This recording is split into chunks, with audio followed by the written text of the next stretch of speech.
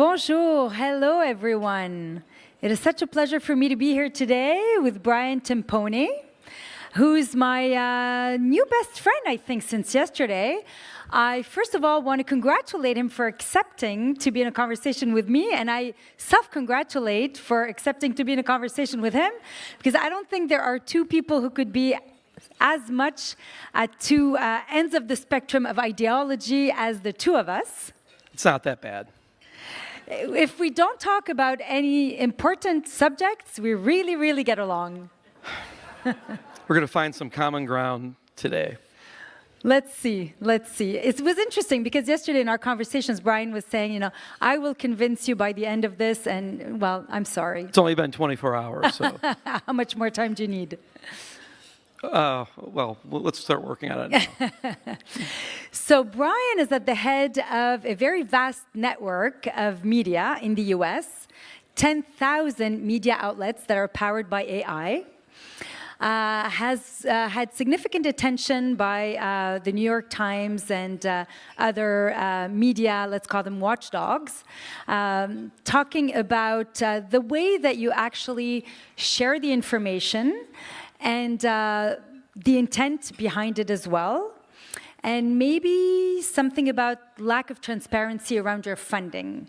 So I'd love to hear what your thoughts are on what is being said about those 10,000 media outlets. 10,000, which, by the way, was 1,500 not so long ago.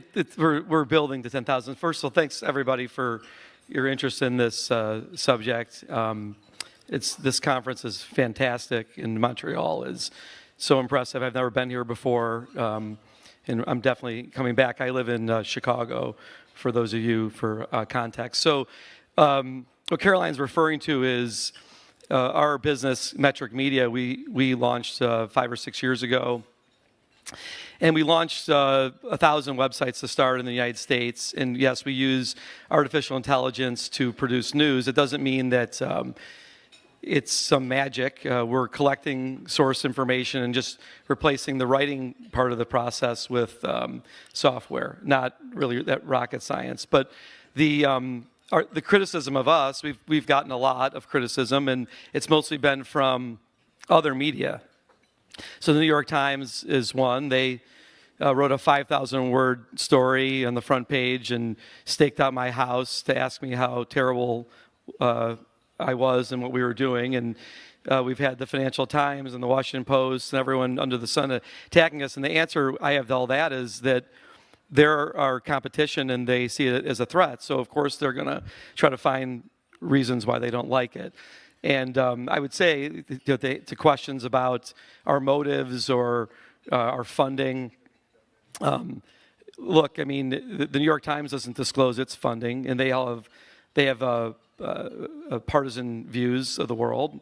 And I would just say, look, in the United States, we're pro-free speech. It's what makes the country unique, more unique than any other in that regard. And if you disagree with what we're publishing, publish something better and make a better argument. Mm-hmm. And that's what they should do. And they don't like us are making arguments that challenge theirs. Well, so with the AI, you're obviously accelerating the dissemination of your truth. We had a conversation about truth yesterday. We don't see, some really important topics where we don't agree. So when you're actually accelerating some of the, let's take an example, climate, right? We were talking, and it was very interesting because we were in the VIP lounge, and Brian said to me, well, that's a hoax. Climate change is a hoax. And right at that moment, the sky opened and the deluge fell down.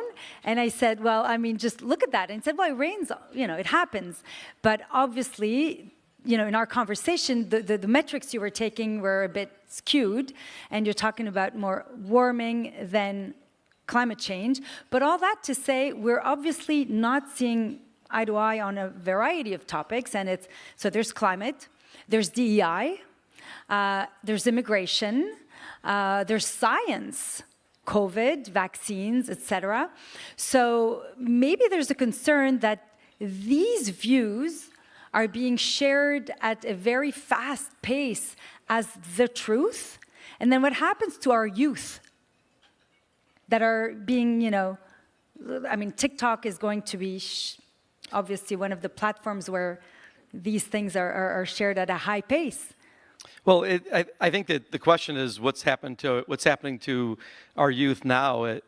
Look, I stand by what I was saying. These are all two-way streets, not one-way streets. There is no correct answer to any of those debates. There's a debate, and the fact is that people believe that you can't argue, climate change. You're wrong. You can argue climate change. Science is it's a continuum. It changes all the time when you get more information, and we should foster more debate. Nobody trusts an argument that's a one-way argument.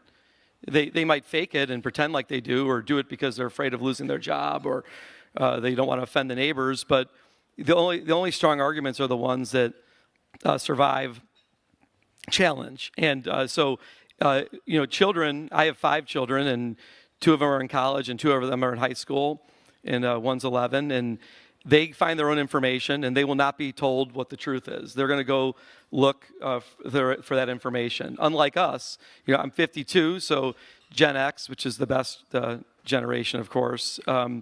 We watched Tom Brokaw and Peter Jennings, a Canadian, dictate to us what the news was every night, and we trusted it.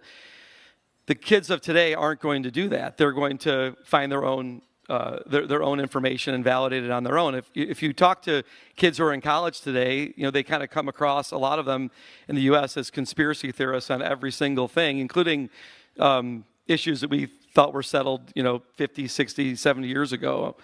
I won't get into it before you think my kids are crazy, but they were, spinning me views of World War II and Vietnam, and because they do their own research. That's healthy. It's good. It's good to see that. So do you find that new generation has critical thinking? Yes, that's the whole point of critical thinking. We don't sit and take what's dictated down to us.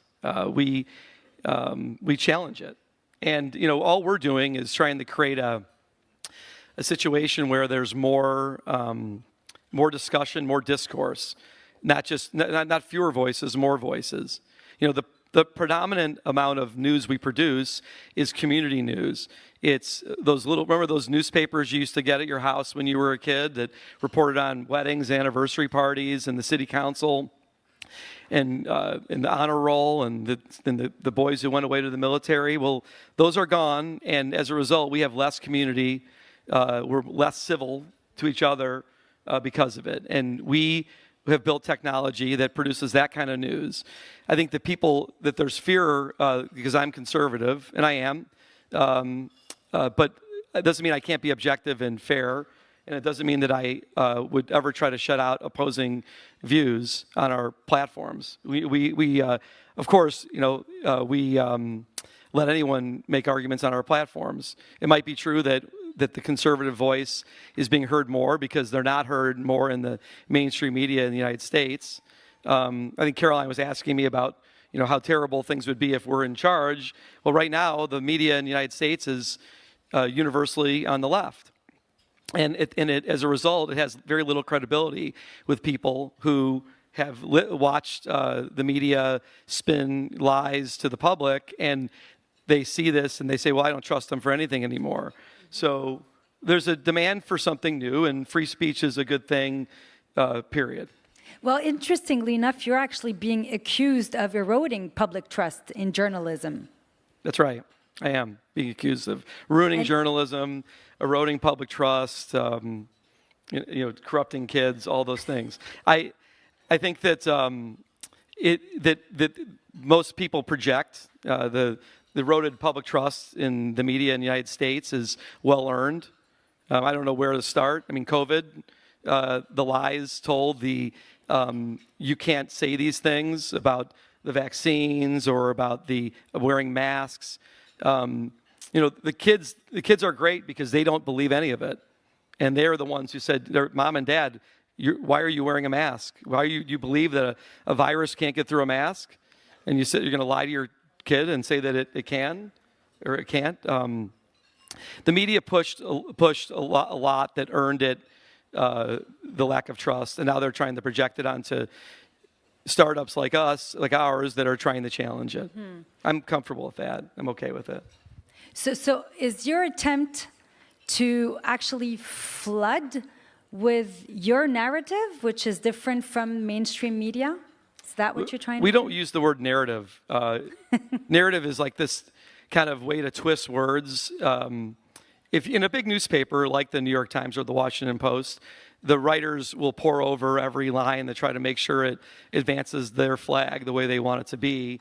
We don't do it that way. We produce millions of stories a week. We couldn't do it that way. I know that you probably think that I'm looking over every one of them to make sure it adheres to my crazy right-wing ideologies.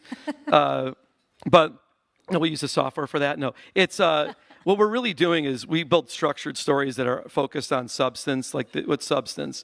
The story is about who, what, where, and when. You know, someone said something, someone did something.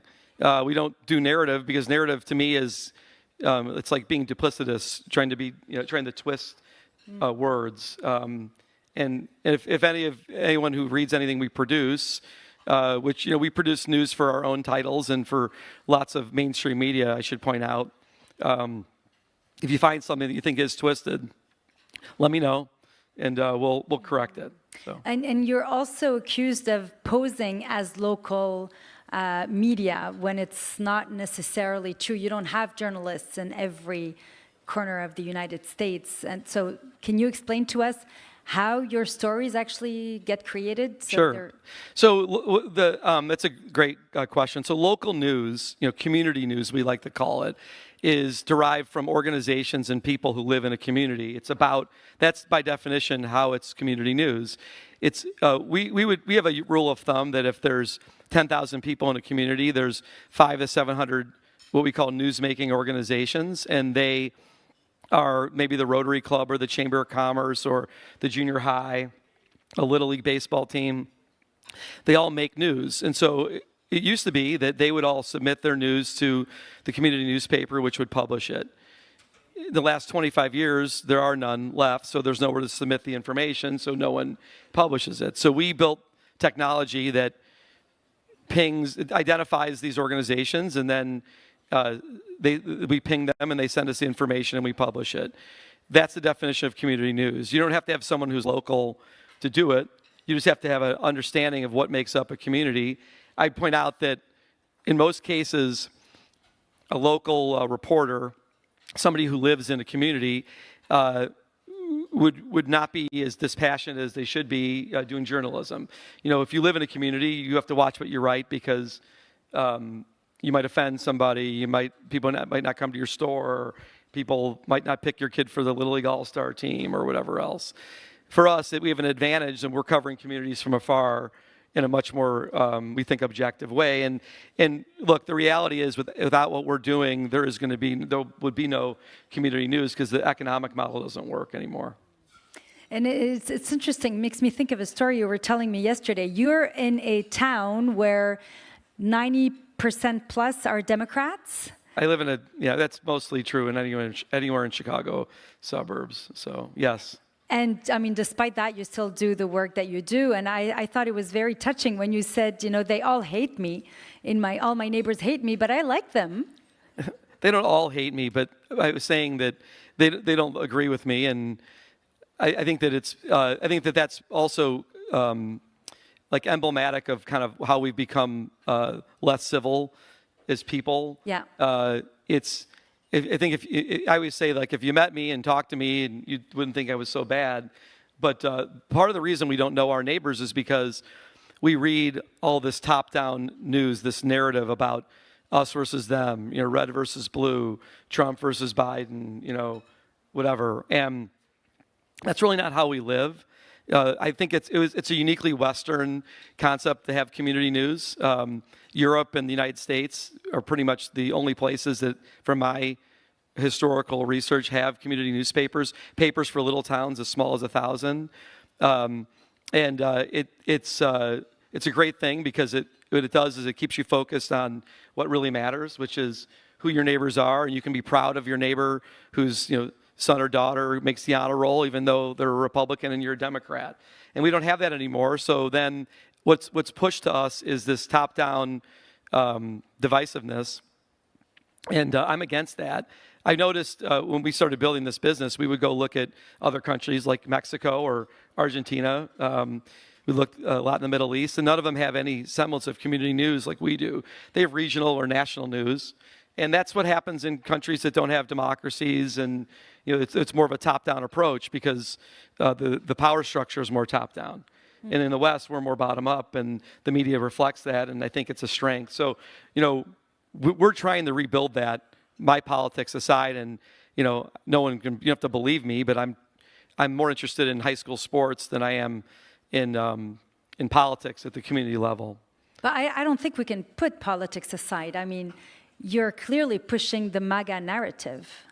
By the way, have you heard what MAGA stands for now? The Mexicans in the streets in Los Angeles, they have MAGA in the back of their jacket, and it's Mexicans and going anywhere. Yeah, I can't be held responsible for everything, but no, I mean, look, we obviously political voices are voices that are on our platform, and we want more of that. We want more discussion and debate, and if it is political, great. But the more interesting debates that we have on our platform are about school board spending and curriculum. That's what really matters to people. I'm not saying that the president doesn't, but in the United States, what's local is much more impacting on your life in the short run. And so we like those debates. Now, we talked about one of them about like girls or boys playing girls sports in the United States, and we do report on that, and we report on it in a maybe different way than the mainstream media. But it's interesting that people don't really even know these things are happening unless they're into politics. I don't watch Fox News. I don't watch national news. It's not interesting to me. We need a different type of discourse and discussion, and I think it's more substantive when it's provincial or community-based.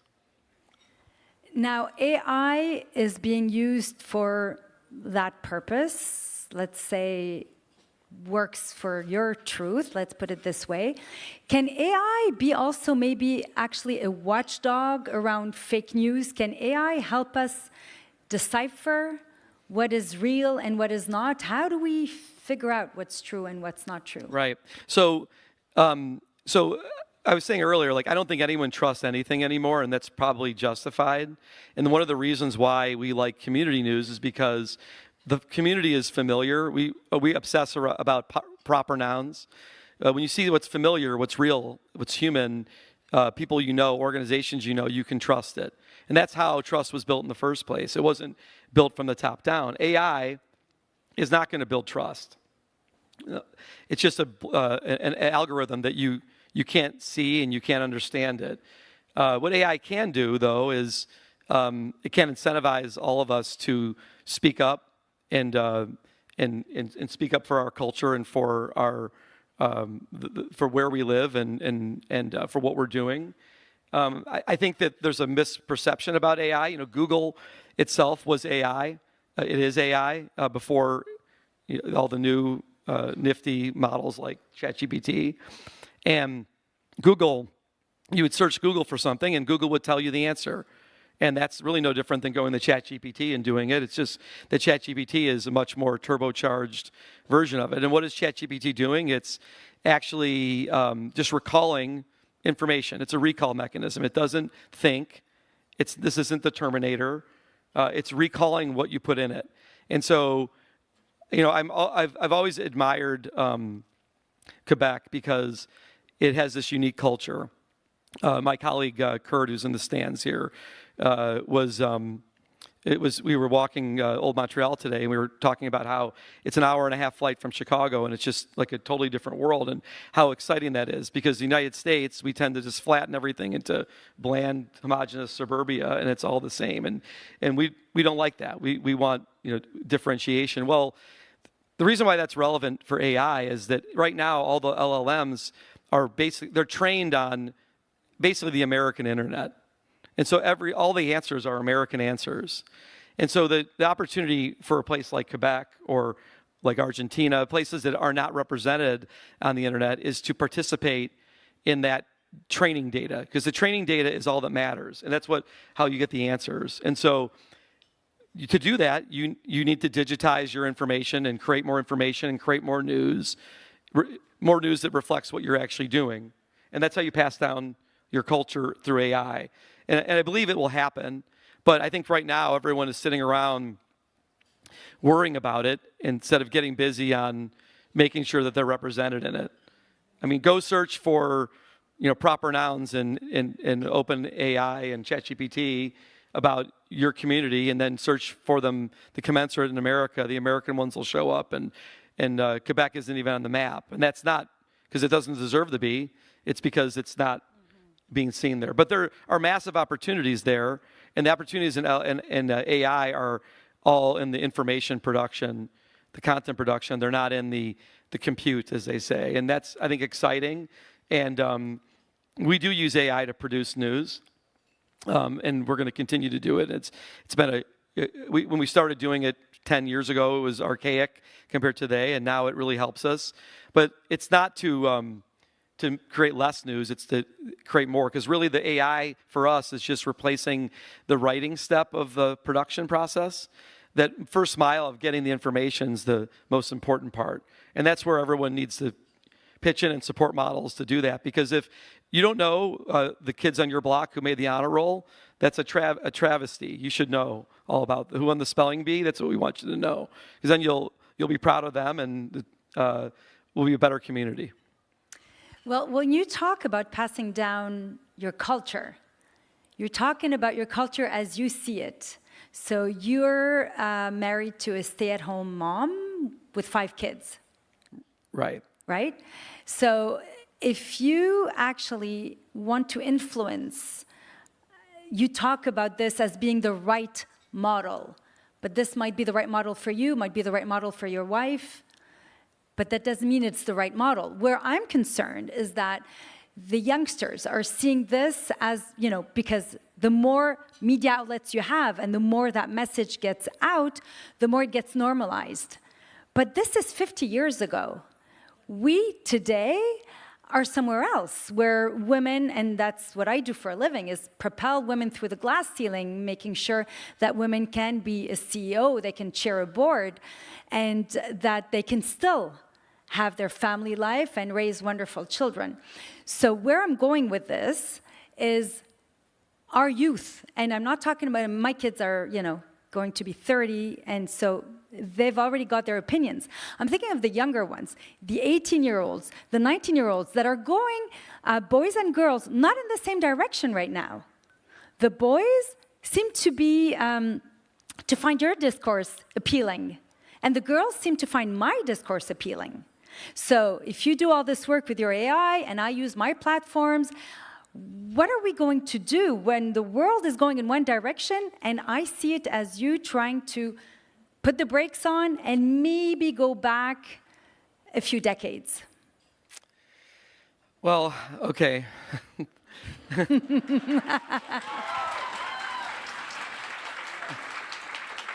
I don't think I have that much power. I mean, I'd say that, first of all, I don't believe that progress goes in one direction, okay? So just my personal opinion.